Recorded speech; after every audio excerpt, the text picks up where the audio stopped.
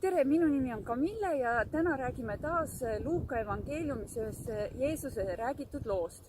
Pean alustama taas kord lugemisega natukene varem, et me saaksime loost aru. 11. peatükk ja värsist 14 alustan.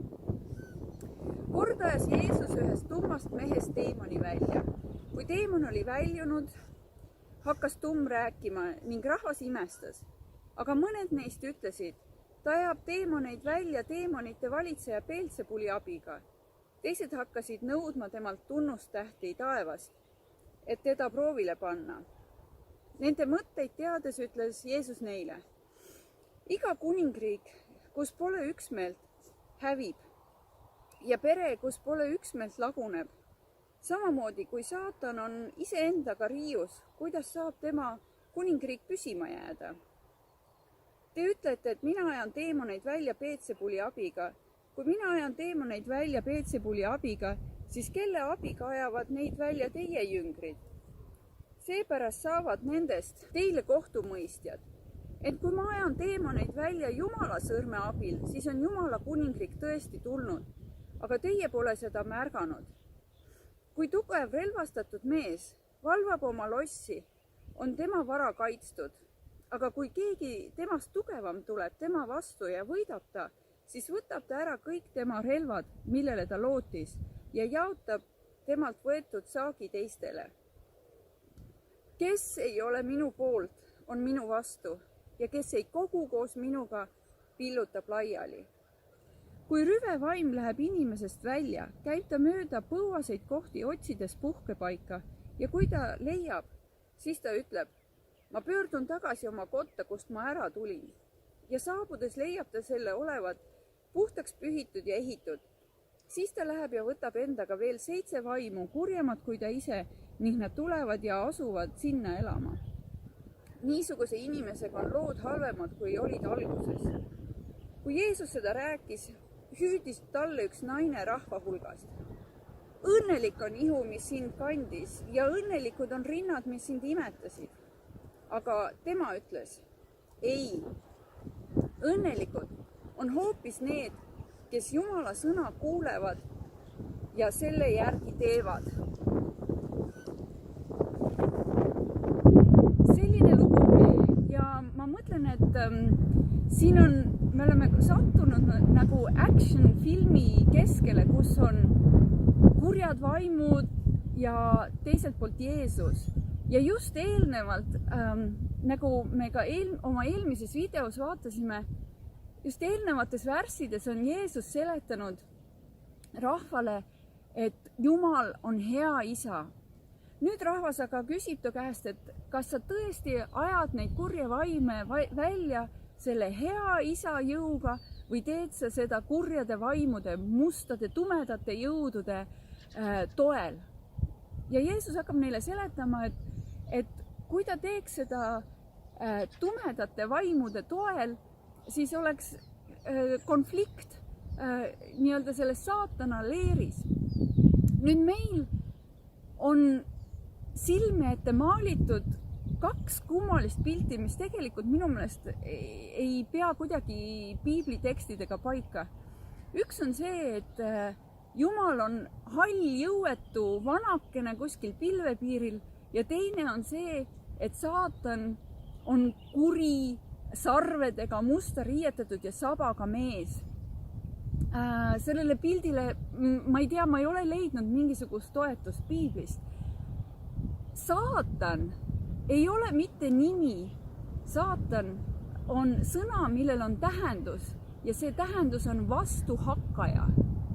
Ja nüüd muutub see lugu minu meelest palju huvitavamaks ja palju sügavamaks. Tekivad 2 leeri. Üks on see hea isa leer ja teine on see vastuhakkaja jõud ja tema leer. Ja see on nagu siuke lihtsakoeline action film, kus head ja halvad võitlevad teineteisega, must ja valge. Ja Jeesus ütleb siin huvitava lause, kes ei ole minuga, on minu vastu. Ühesõnaga, äkitselt olen mina sellesse action filmi sisse toodud ja ma pean valima, kas ma olen selle vastuhakkaja poolt või ma olen hea isa poolt. Ja ma arvan, et seda vastuhakkaja isa kontseptsiooni ei ole vaja liiga palju müstifitseerida.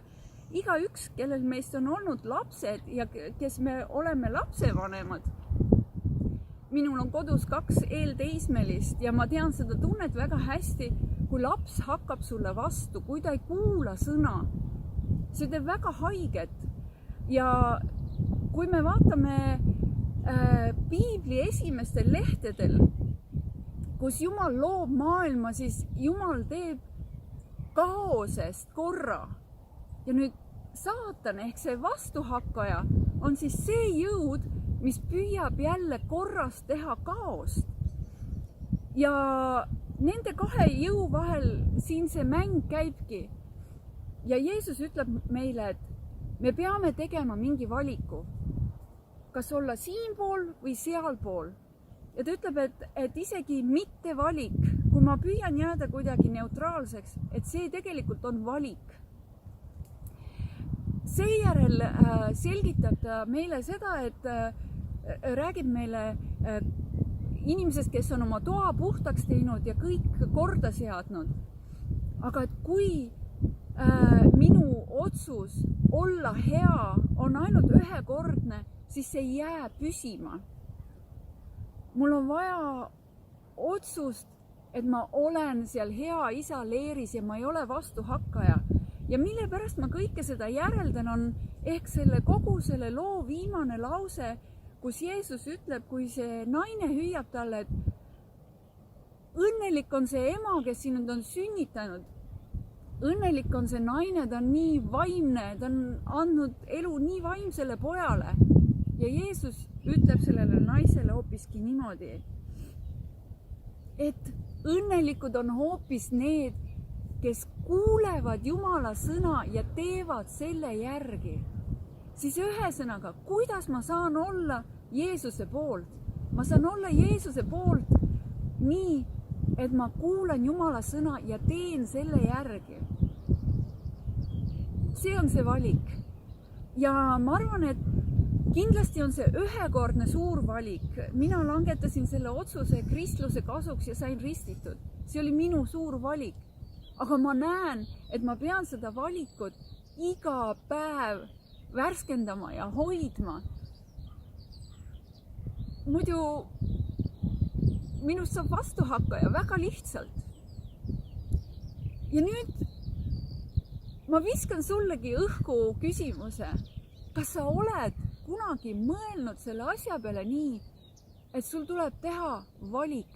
Sul tuleb teha valik nagu action filmis, kas mustade või valgete, heade või halvade poolt, kas Jumala või vastuhakkaja poolt.